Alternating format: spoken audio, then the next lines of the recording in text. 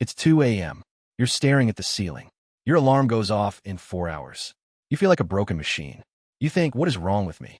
Here is the surprising answer. Nothing is wrong with you. You are sleeping the way you were never meant to sleep. And humans, almost all of us, have been sleeping wrong for about 200 years. The way your ancestors slept was completely different. We can prove this. A historian spent 16 years proving it.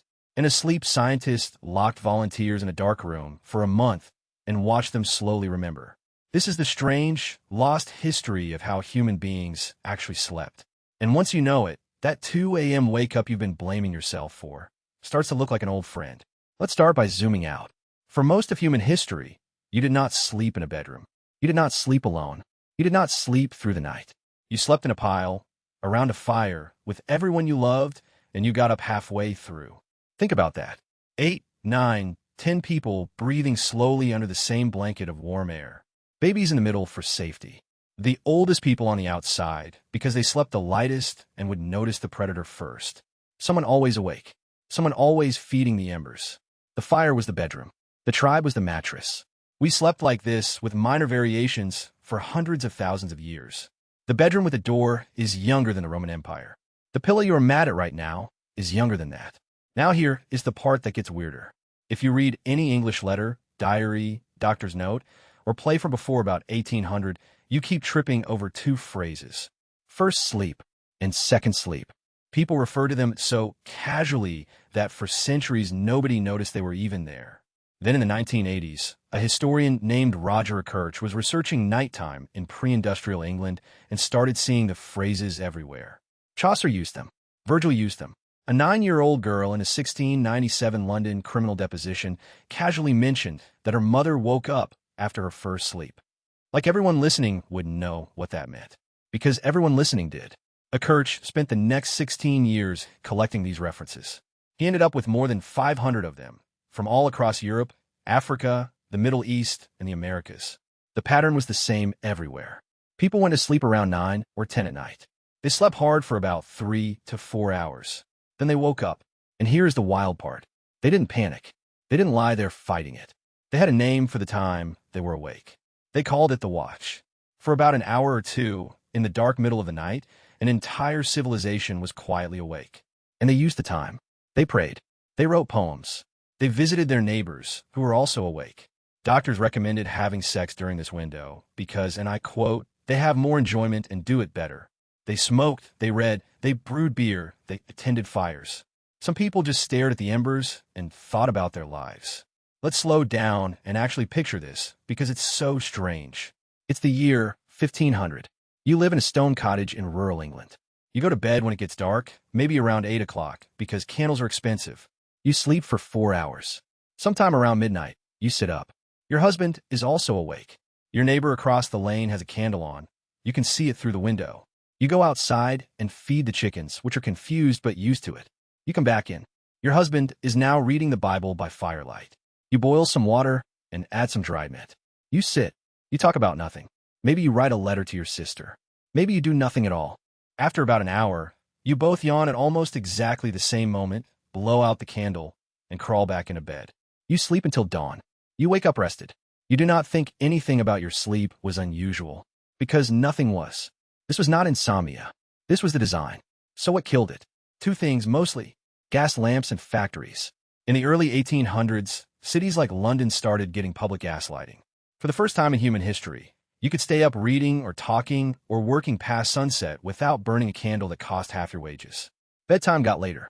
The window between first sleep and second sleep got squeezed. The Industrial Revolution piled on factory shifts that started at 6 in the morning, and suddenly you couldn't afford to be up for 2 hours in the middle of the night because you had to be on a factory floor before dawn. Within about 100 years, the second sleep was just gone. By the early 1900s, doctors had started telling people that the right way to sleep was one solid 8-hour block. The two-sleep pattern was forgotten so completely that when people woke up in the middle of the night, they assumed they were broken. You're descended from those people. So here is the modern proof.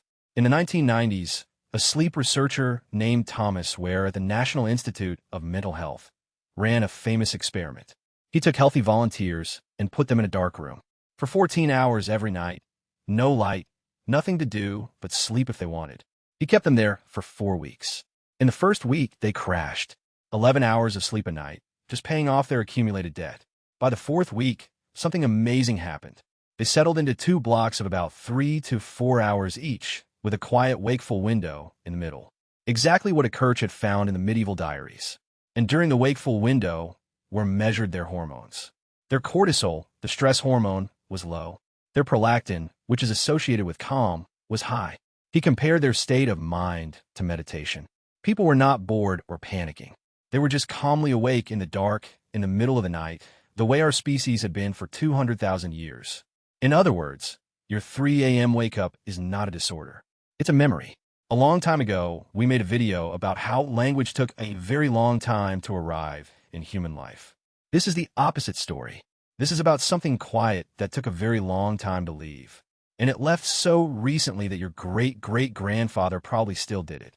Think about that for a second.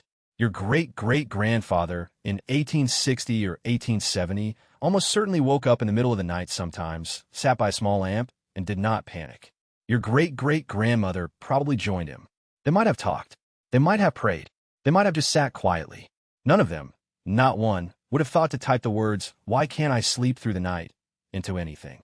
And by the way, there's a beautiful sentence Roger Ekirch found in one of those old documents.